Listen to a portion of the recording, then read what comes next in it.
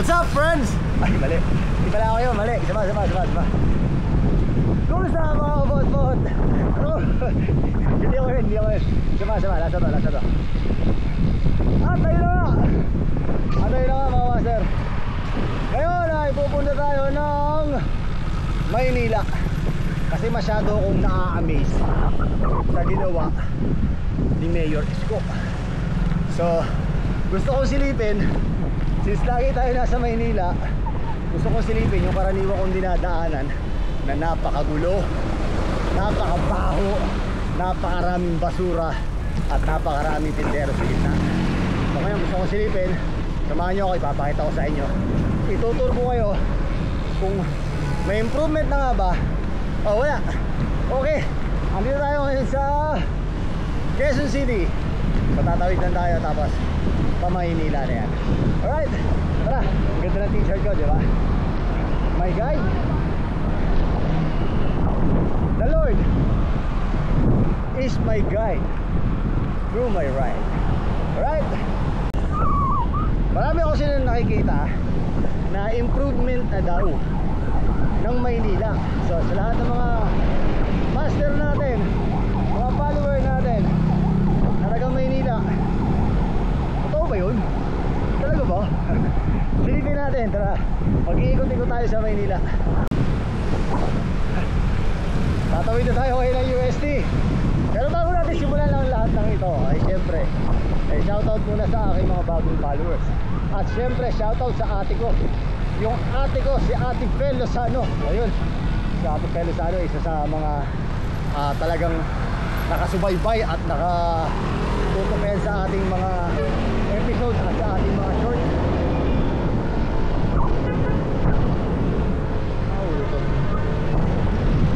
Okay lang, nagturin ako. Okay, yun na. At syempre, salamat din sa kuya ko.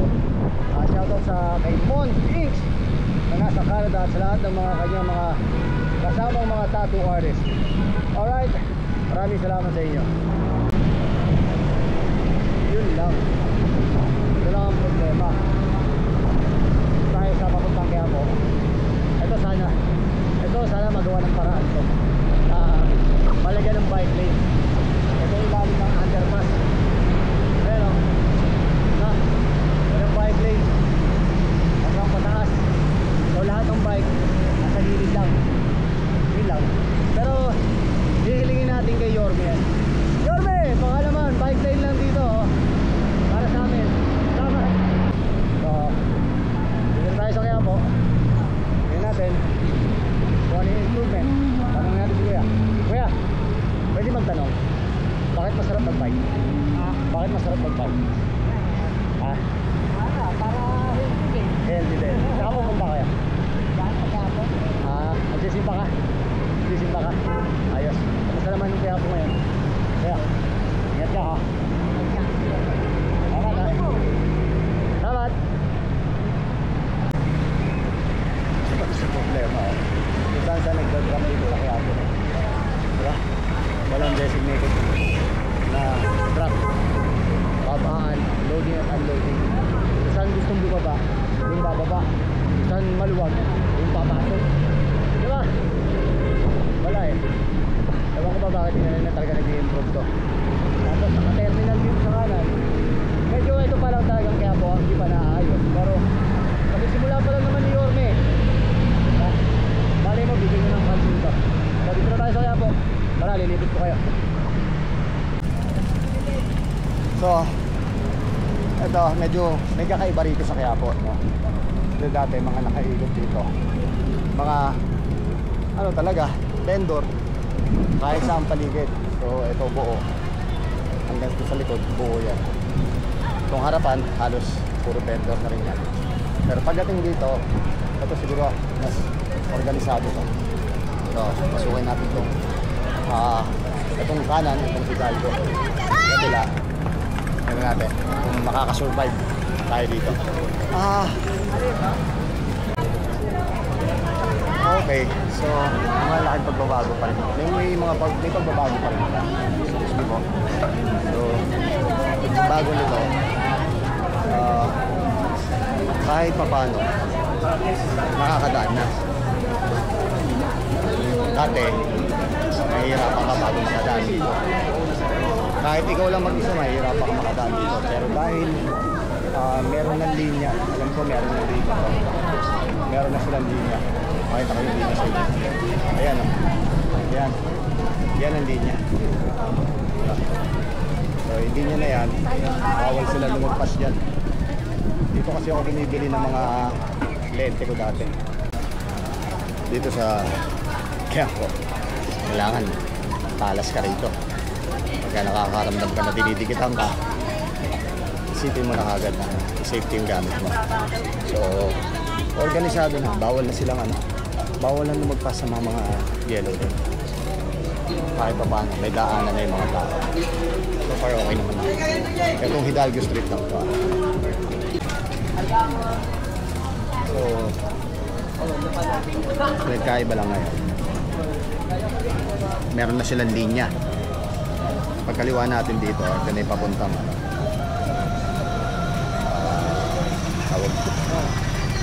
ang Carriedo. Nakaliwa tayo dito. Pupunta na tayo ng Divisoria. Digital. So, may linya lang sila. Hindi sila pwede lumagpas.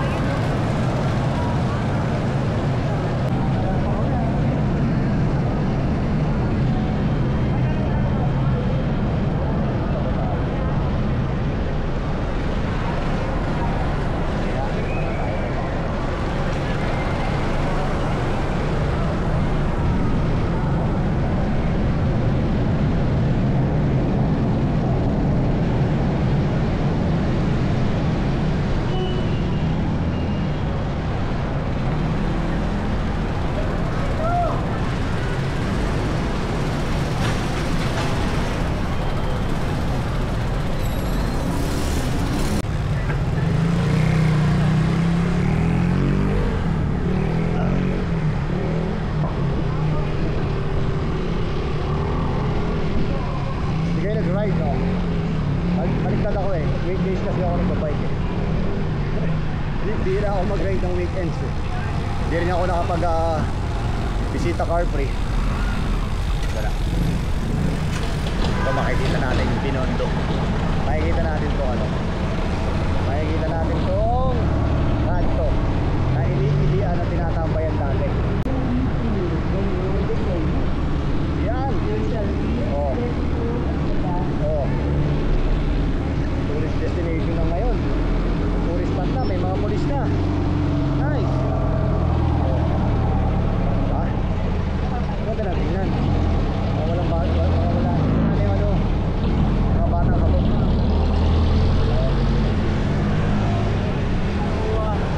Pwede. Maganda. Tapos, tawid tayo ng Binondo. One nila. Ito Binondo na to. Itong Binondo na to, dito dati kami lagi nagtitinda. Kasi kami nalito yung tindahan namin sa Barcelona. Yan. Yan ang Binondo. Pasok. Okay. Ganun pa rin. Wala pa rin vendor. Kaya pwede ba magtanong? Bakit ba masarap mag-bike? Ha? Masarap na mahirap din. Masarap na mahirap? Bakit masarap na mahirap? Wala mo ng hirap, dapat sarap lang. Taga rito ka lang kuya. Kaya? Kaya ako marunong mag-ano, bago lang ako sa sakay. Okay lang. Basta kung sakali. Kaya, Ingat ka kuya. Alright. Enjoy kuya. Papasukin natin itong One Luna ngayon. Itong One Luna, kapag kinaliwa mo to, One Luna. Pagka diniretso mo, KP Tower. So tingnan natin kung may pagbabago. Walang pagbabago, hindi walang pagbabago. Kung meron, hindi maganda. Pero yung traffic, yung pa rin ang traffic. Okay, may ganda-ganda na oh. Uy, nabawasan na. Oh, kita nyo? Nabawasan na. Oh, ito yung One Luna. One Luna to ito na yung One Luna. So, walang ganang traffic dito. So, gagawin natin, bababa tayo para mas may enjoy natin.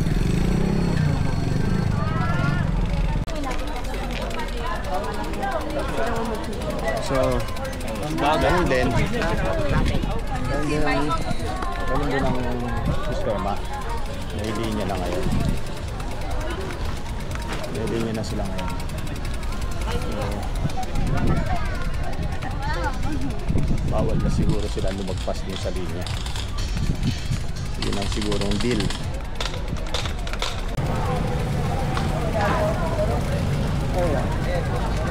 Dito na tayo ngayon sa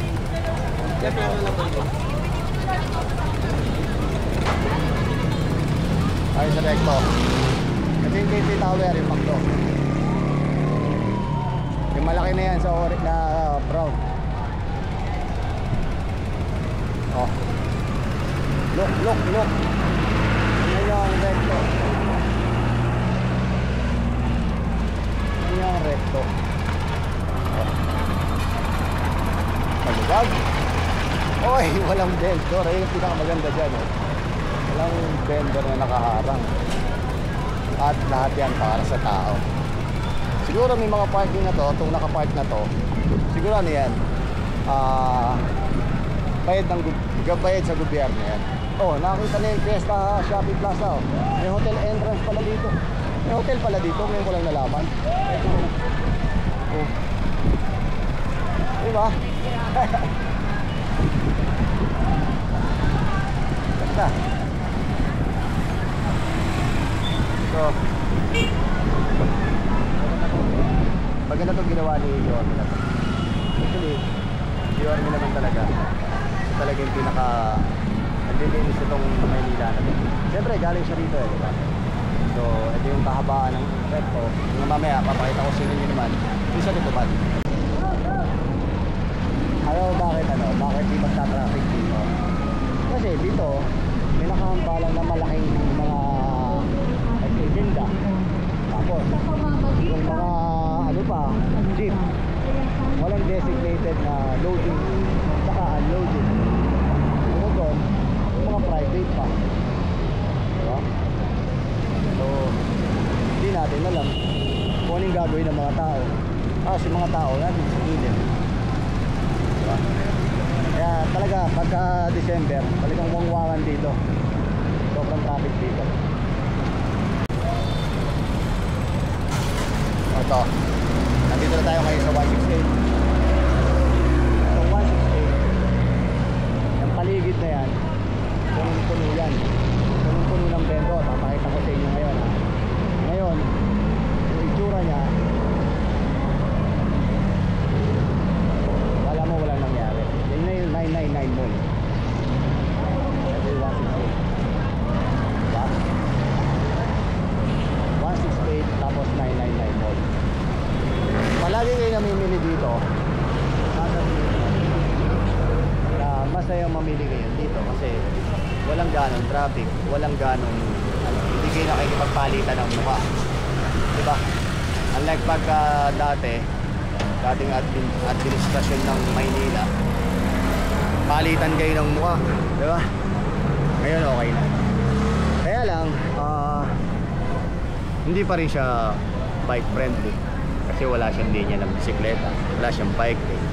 So makikipagpatintero pa rin tayo dito. Pero okay lang naman, at least as long as maluwag yung kalsada, diba? Pero problema, wala talaga tayong linya. Kaya nagsasalamuha talaga tayo sa mga malalaki, tsaka ng mga motor, mga private. Yan talaga. So, tsaga-tsaga lang, mali mo naman, magkaroon ng kaisipan ng ilang LGU na bigyan tayo ng sarili nating bike, diba? Oh, nakikita nyo itong paligid na to. Paligid na to, punong-puno na ito. Pagka Fairman, punong-puno yan. Kaliwa na yun, yun yung dome na puro tindero doon. Ito, dati punong-puno talaga to. Ngayon, wala ito. Kahit pa paano talagang malinis na. Actually, dati ko na nakikita ang malinis to. Kaya lang, meron pa rin ibang mga vendor na nakikipagsiksikan talaga dito. Ang tawag doon, sniper.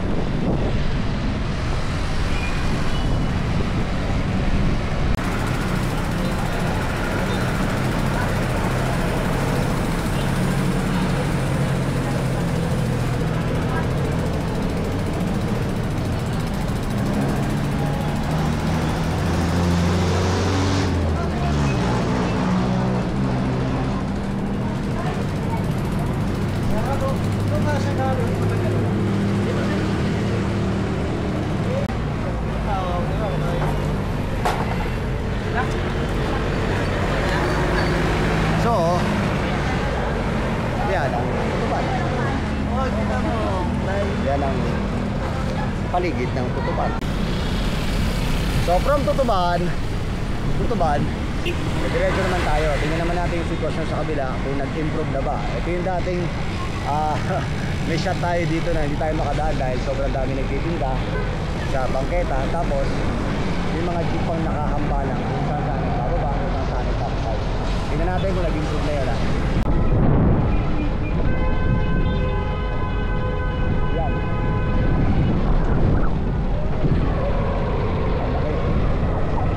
Kaya tinatawag ng kulig-kulig. Kulig-kulig dito yan sa Divisoria lang makikita. Okay, diba? So dito yung mga sa kaliwa natin, yung mga nagbebenta, mga titinda. Tapos same pa rin naman pala, same pa rin. Dito pa rin tayo bababa, nagsasakayan. Ang naiba lang dito, na wala na yung mga nagtitinda sa bangketa. Kasi daanan talaga ng tao yun. So magulo pa rin talaga dito. Pagka dating sa mga jeep, mga sumasakay, mga nagbababa, at mga kumakanan.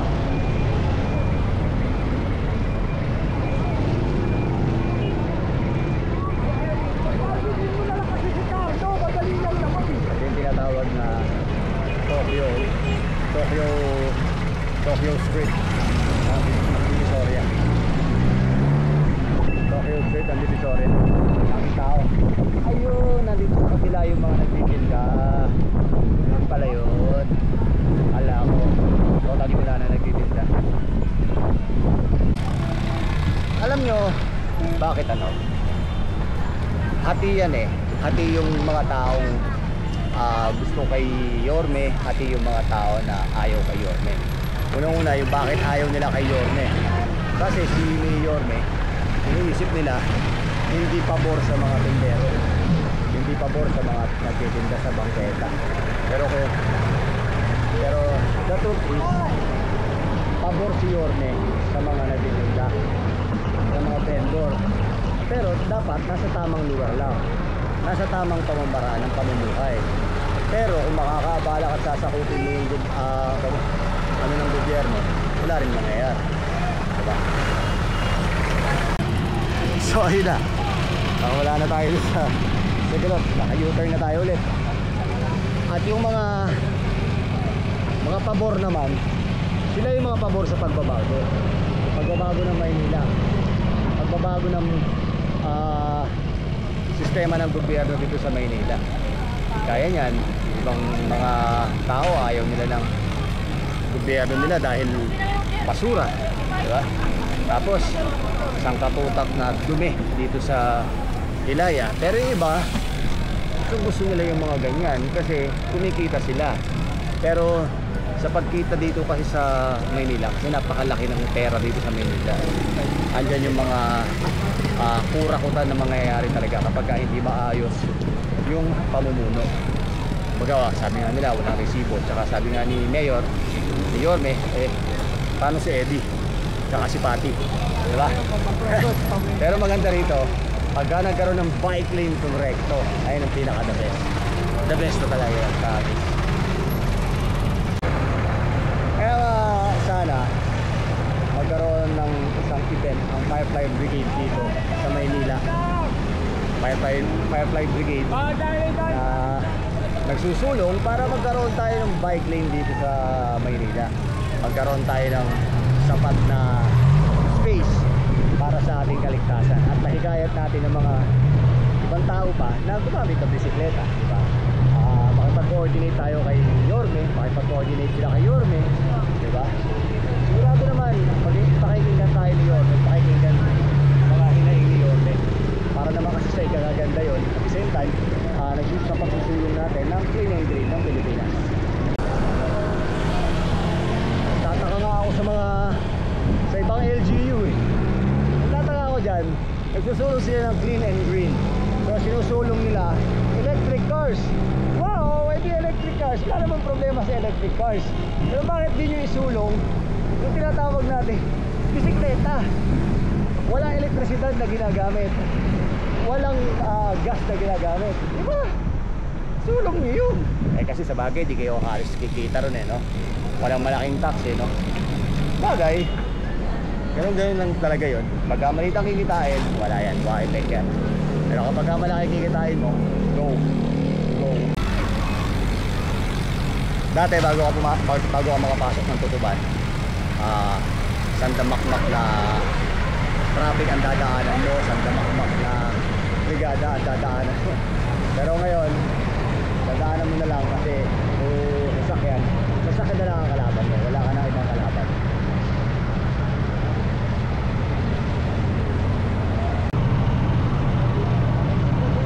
Maganda na Maynila ngayon, no? Maganda na Maynila, no? Maluwag na, no? Okay ba si Isko? Okay ba si Yorme? Ayun. Magasang ka, te. Magasang ka. Oh, magpalok bumaba ba doon? Bumaba ba doon? Okay. Malinis na rin yan. Tapos may curfew na rin. Ayos ba? Kaya yung mga anak mo talagang pag naisarado, alaga, no? So pabor ka sa ginawa ni Yorme. O pabor na si ate kay Yorme. Ayos. Thank you na. Nakita nyo yun? O, hindi lang daan, hindi lang mga tourist spot dito sa Maynila ang inaayos ni Yorme, pati yung kaligtasan ng bawat bata, bawat tao. So overall, para sa akin talaga, Yorme is the best para sa Maynila. Yorme is the best. Tama si Yorme, meron ng gobyerno ang Maynila. Ito, pabuhan na to. May mga kahit may mga depots yan, hindi nila pinapansin. Lalo yung mga collective dito, mga electric bike, hindi nila pinapansin. Liwag na Maynila ngayon, no?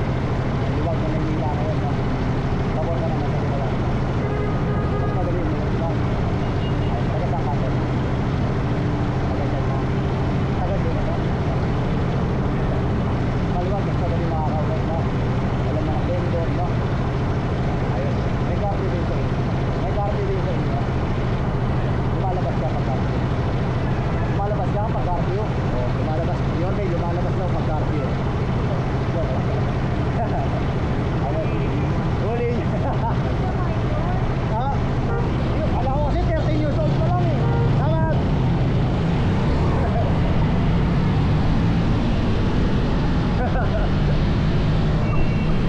Masarap pakipagkwentuhan sa mga tao.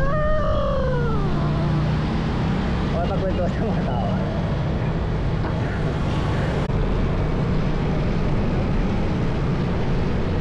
Pupunta naman tayo sa south side ng Quiapo. Napaka-traffic sa harap, parang isitan. Bakit kaya?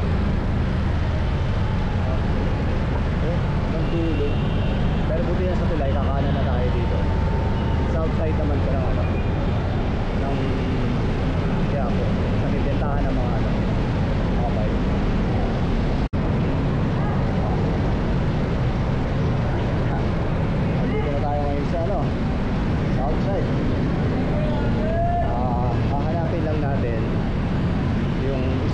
nagbenta sa akin ng taillight. Kasi yung nagbenta sa akin ng taillight, may atraso ako doon 5 piso. Yung nagkataon na bibili ako ng taillight, eh wala na akong barya. Wala na ako, kailangan ko pa mag-withdraw. Kaya ngayon, hahanapin natin siya. Babayaran natin siya. Last month pa yun. Sana mamukhaan ko pa siya at mamukhaan pa niya ako.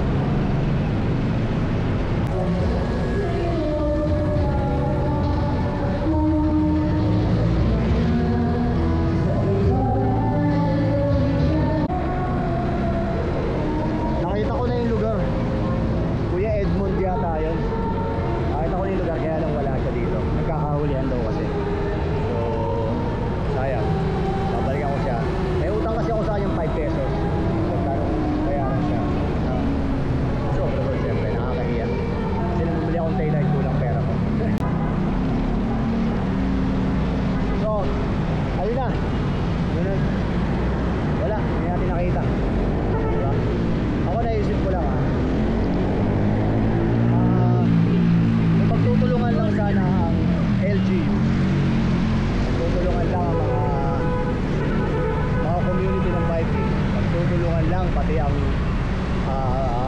mga may-ari ng bike shop para magkaroon tayo ng bike lane or mapangalagaan yung ating kaligtasan at bigyan tayo ng tsansa na magkaroon ng sariling daan. Sa tingin ko mas mapapakinggan tayo. At least mas maganda kasama natin yung mga bike shop, mga owner ng bike shop na magsusulong na magkaroon tayo ng mas magandang bike lane, diba? Hindi puro benta nila ang iniisip nila, hindi puro ano yung iniisip nila, diba? Yun lang naman sa akin.